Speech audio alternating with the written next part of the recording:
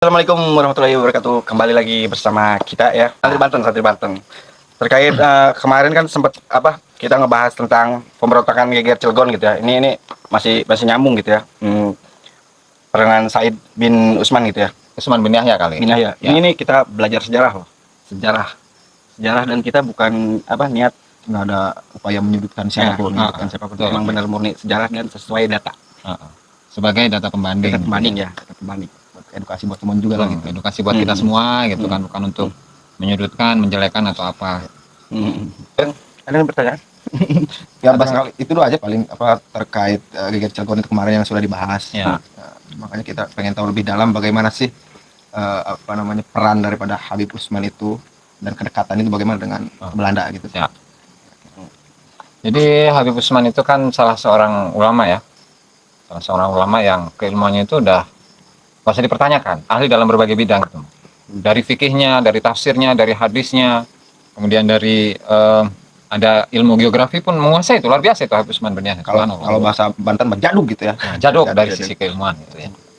Cuman memang beliau kan memiliki kedekatan yang luar biasa dengan beberapa tokoh-tokoh Belanda, tidak hanya dengan Snok Horgronya, tapi ada Snok Horgronya, kemudian Vandenberg salah satunya, kemudian ada siapa itu, De Goye, De Goye, ada surat-suratannya bahkan dengan beliau ya, yang nanti di lain kesempatan akan kita bahas. Jadi karena kedekatan ini, kedekatan Habib Usman bin Yahya dengan tokoh-tokoh dari Belanda, sehingga mereka itu merasa ada nih yang bisa untuk membantu pemerintahan Belanda di Indonesia, khususnya untuk mengamankan penduduk pribumi, gitu ya. Makanya beliau itu mendapatkan beberapa, bukan julukan ya, pengangkatan dari sisi apa itu namanya, Jabatan gitu. ya, Jabatannya. jadi sampai-sampai beliau itu mendapatkan jabatan dari Belanda. Makanya sampai dapat medali segala macam gitu ya. Deket banget itu udah Dekat banget. Makanya di sini di salah satu buku yang bisa ditelah ini, itu namanya Nasihat-Nasihat Christian Snok Horgronya semasa kepegawaiannya kepada pemerintah Hindia Belanda tahun 1889, 19 sampai 1936. Lama ini kan. Dan di situ banyak surat-suratan beliau dari tahun ke tahun. Nah, ini podcast ini itu nanti bisa dibagi menjadi beberapa bagian ya, karena kalau kita gabungkan dalam satu bagian itu terlalu panjang. Oke. Di antaranya ya, ini disebutkan di dalam buku tadi, catatan Snok Horgronya semasa kepegawaiannya di Hindia Belanda. Sedikit mengatakan tentang Said Usman. Di sini dikatakan Said Usman bin Yahya adalah seorang ahli hukum yang berasal dari Hadramaut. Tokoh ini atas usul Snok Horgronya tertanggal 20 Juli 1889. Jadi setahun setelah Geger Cilegon. Ini kan Geger Cilegon itu di tahun 1888, sementara ini 1889. Beliau telah diangkat menjadi rekan tetapnya dengan gaji bulanan sebanyak 100 gulden. Luar biasa ya. Ya kita nggak tahu kan apakah itu beliau terima atau enggak, apakah hanya sebagai mufti Batavia atau enggak, kan nggak tahu, itu mah bukan urusan kita. Tapi data di sini mengatakan seperti ini. Lalu data ya. Itu di tahun berapa? 1889 ya. 2 tahun kemudian, berarti tahun 1891, telah diangkat, telah diberikan kepadanya sebutan penasehat honorer. Wow. Jadi ini jelas. Penasehat loh. Penasehat, namanya penasehat otomatis kan penyambung lidah katakan. Antara pemerintah Belanda dengan masyarakat Hindia Belanda atau pribumi, gitu bahasanya. Sangat berperan ya. Sangat berperan itu. Nah di sisi lain memang beliau itu ketika diminta oleh Snok Horgronya untuk mendoakan kepada Ratu Wilhelmina yang saat itu umur 25 tahun. Oh ini unik ini. Jadi kepala Belanda minta doa sama Habib. Nah, betul. Oke. Nah di sini memang ada datanya, ada juga. Nah ini saya ambil dari biografi Said Usman bin Yahya yang ada di perpustakaan Leiden, Belanda ya. Ini saya screenshot di sini, Mas.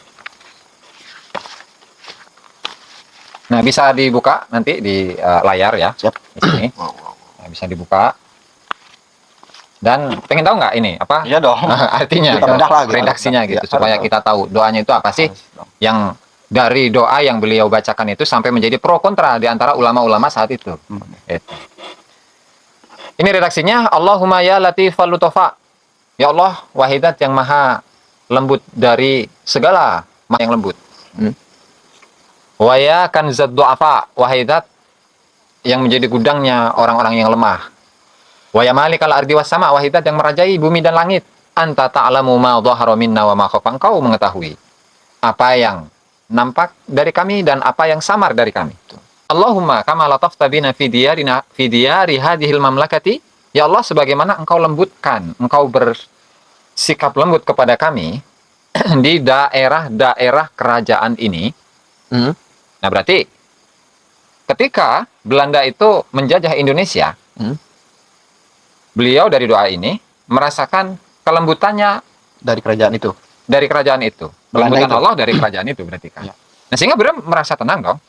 Iya, Ya kan? aman itu. Berarti yang pembaca doa ini merasakan ketenangan. Oke. Gimana? Kok bisa?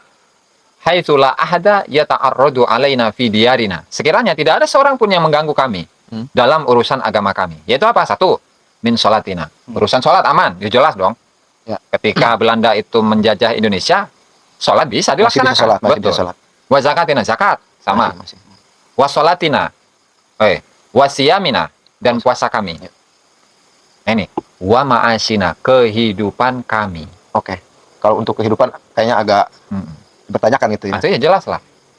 Kalau di sebagai sampel di Banten, kalau memang Belanda itu di Banten itu tidak mengganggu kehidupan orang-orang yang ada di Banten, nggak mungkin dong ada pemberontakan segala macam. Iya dong. Iya kan? Iyalah. Nggak mungkin ada muncul peristiwa geger Cilegon Betul, 1888. betul. Wa angki hatina, dalam urusan pernikahan kami nggak ada masalah. Ya memang nggak ada masalah. Nggak diganggu artinya ya. Iya, iya. Wa an'amta alaina, dan engkau telah wa an'amta Allahumma alaina, ya Allah, engkau telah menurunkan kenikmatan kepada kami, lutfan minka, sebagai bentuk kelembutanmu kepada kami. Ya, bil aman, dengan rasa keamanan. Al maujud, yang ada li azwajina, untuk istri-istri kami, untuk keluarganya ya. Wa ahalina, sanak family. Wa amwalina, dan harta-harta kami. Jadi hartanya itu aman. Oh iya dong. Jelas lah. Kalau beliau merasakan keamanan dari Aman. sisi harta, Oh, aman, nggak mungkin penasihat honorer diganggu kok. waktu iya. Iya dong. Nah, hanya saja untuk di Banten atau secara umum lah di Indonesia ya. Di Indonesia secara umum, kalau kita baca karya-karya dari Bumi Manusia, kemudian Rumah Kaca, dan lain-lain, di situ kan beliau menggambarkan bagaimana Belanda itu menjajah Indonesia. Betul. Jadi biasanya kalau misalkan Gusti itu punya tanah, nah saat itu waktu paceklik, ya otomatis namanya paceklik, keadaan ekonomi perekonomian nggak lancar kan. Terganggu ya. Betul. Nah, kemudian Gusti ini meminjam dana dari apa? Dari perbankan milik Belanda. Misalkan 1 juta gitu kalau sekarang ya. Dan dalam waktu tertentu yang sudah ditentukan, Tempo gitu. dalam tempo yang sudah ditentukan, itu nggak bisa kembaliin.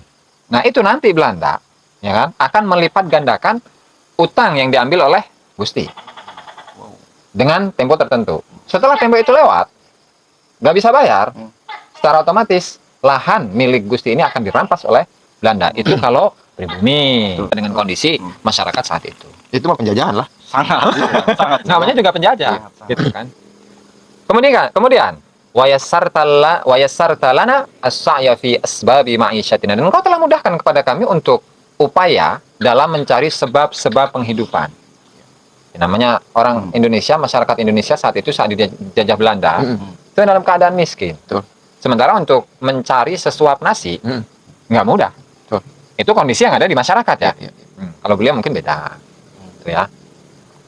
Kemudian wa ja'alta al-wasitata was-sabab fi hadhihi ni'am laka minka lana minka huwa ma qaddarta min dhabti daulati al-Hulanda al-bilada bil amani wal insaf. Dan engkau telah menjadikan perantara dan sebab dalam kenikmatan-kenikmatan ini bagi kami dari engkau, itu adalah yang engkau atur dalam kerapihan, pengaturan, struktur negara Belanda ke seluruh daerah-daerah dengan aman dan dengan moderat. Ma'mura'atiha mimma ra'athu min amri dinina. Dan penjagaan Belanda itu, ya, atau penjagaan daerah-daerah itu dari segala sesuatu yang telah diupayakan oleh Belanda dalam min amri dinina, dalam atau dari urusan agama kami. Seperti apa? Karena sebi qudratina, seperti pengangkatan kodi kami. Jadi kalau kodi zaman dulu itu namanya adalah penghulu. Jadi penghulu-penghulu itu adalah orang, katakanlah ahli agama, agamawan, yang dia itu digaji oleh Belanda dan ditugaskan untuk mengurusi urusan-urusan keagamaan di daerahnya masing-masing. Ya. Kemudian wa ijra'i arzakihim. Rizki-rizki mereka dialirkan oleh Allah Subhanahu wa taala melalui tangan-tangan Belanda. Gitu. Oke. Nah. Selanjutnya wa islahi masajidina, memperbaiki masjid-masjid kami. Oke, untuk di daerah Betawi mah. Kalau di daerah di masing-masing daerah mah belum tentu. Kemudian wa adami ta'arrudi li syai'in min umuri dinina, dan juga tidak adanya gangguan sedikit pun dalam urusan-urusan agama kami. Wa anta a'lamu min bidzalika minka, dan kau lebih mengetahui hal itu daripada kami. Nah, sehingga ini yang jadi yang harus digaris bawahi. Apa itu? Fanas'alukallahumma, ya Allah, aku meminta kepadamu mazida ni'ama hadhil altafi minkalana. Ya Allah, kami minta kepadamu tambahnya kenikmatan-kenikmatan yang berupa kelembutan-kelembutan ini darimu untuk kami. Jadi siapa beliau itu ingin atau memohon kepada Allah agar ditambahkan kenikmatan-kenikmatan di balik pemerintahan Belanda. Tuh. Allahumma, selanjutnya, Allahumma kama qaddarta, ya Allah, sebagaimana engkau atur. Wa ajraita hadhihi ni'am, dan engkau alirkan kenikmatan-kenikmatan ini. Biwasitati hadhihi daulah, lantaran atau dengan perantara pemerintah Belanda ini. Fanas'alukallahumma, maka kami mohon kepadamu ya Allah, mukafaatan, balasan li ihsaniha, perbuatan baiknya pemerintah Belanda kepada kami. Jadi ketika pemerintahan Belanda itu sedang menjajah Indonesia, itu ingin dibalaskan kebaikan dari Allah Subhanahu wa taala untuk orang Indonesia. Itu. Emang ya? Doa kepada Allah, ya Allah, Belanda ini sudah berbuat baik kepada kami, maka balaslah oleh engkau ya Allah dengan sebaik-baiknya balasan. Ya, kurang lebih artinya seperti itu. Ngerti ya? Lanjut. Anta huffa bisalamati lihadihi ad-daulati warijaliha. Ya Allah, semoga engkau meliputkan keselamatan kepada negara ini, pemerintah Belanda ini, dan juga pembesar-pembesar Belanda. Semoga engkau memberikan keselamatan, semoga engkau itu memeratakan keselamatan kepada pemerintah ini dan kepada tokoh-tokohnya. Sangat luar biasa doanya. Sangat luar biasa. Wa tamunnu laha bitulil hayati al-muhallati bisihhatil badaniyah, dan engkau memberikan karunia kepada pemerintah Belanda ini dengan lamanya kehidupan yang dihiasi dengan sehatnya badan. Jadi mendoakan agar tokoh-tokoh Belanda itu diberi panjang umur gitulah. Nah, itu ya. Kemudian wali amlakiha, dan juga kekayaan pemerintah Belanda bil azwaj, bil arbah, dengan keuntungan yang berkali lipat. Keuntungan duniawi, keuntungan duniawi yang berkali lipat. Wah, luar biasa ini doanya. Salut. Kemudian wabi mukhabba'atil ardi minal ma'adini wa al-mazari'i an-nabatiyah, dan juga engkau lipat gandakan hasil-hasil bumi atau tambang-tambang bumi, ya, dan juga hasil-hasil dari panen-panen tumbuhan. Ya kan, ada tebu kalau di ini kan. Kemudian ada rempah-rempah segala macam. Beliau berdoa untuk kepada Allah Subhanahu wa taala agar melipat gandakan keuntungan Belanda. Itu. Luar biasa ini mah. Wa tamanna laha bi husnir riayah, dan engkau memberikan karunia kepada mereka dengan sebaik-baiknya penjagaan. Fi himayatiha, dalam penjagaan mereka. Bi kamalil insaf, dengan sempurnanya sifat moderat. Wa bi husnil ittisaf, dan dengan baiknya sifat. Bima huwa mahbubun indaka ya waliyal hidayah, dengan sesuatu yang engkau cintai. Wahai zat yang menurunkan hidayah atau pemilik hidayah. Hatta yatlu'a, sehingga muncul kaukabu malikiha mudian bainal anam, sehingga muncul bintang raja dari Belanda ini dalam keadaan bersinar di antara manusia. Mus'idan li amlakiha bil khasbi wan nidam, memberikan kebahagiaan kepada atau untuk harta-harta mereka dengan kemakmuran dan kesuburan. Ya.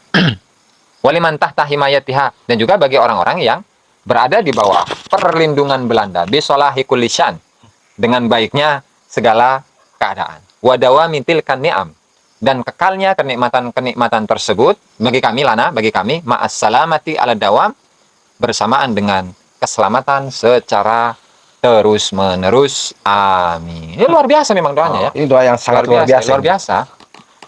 Uniknya apa ya? Ini tuh datanya benar-benar data ya. Bener, ini original. Nah, ini masih bahasa Inggris. Nah, ini bahasa Inggris. Coba artikan ini. Saya nggak ngerti bahasa Inggris. Makanya tadi ngomong mulu Arab Inggris.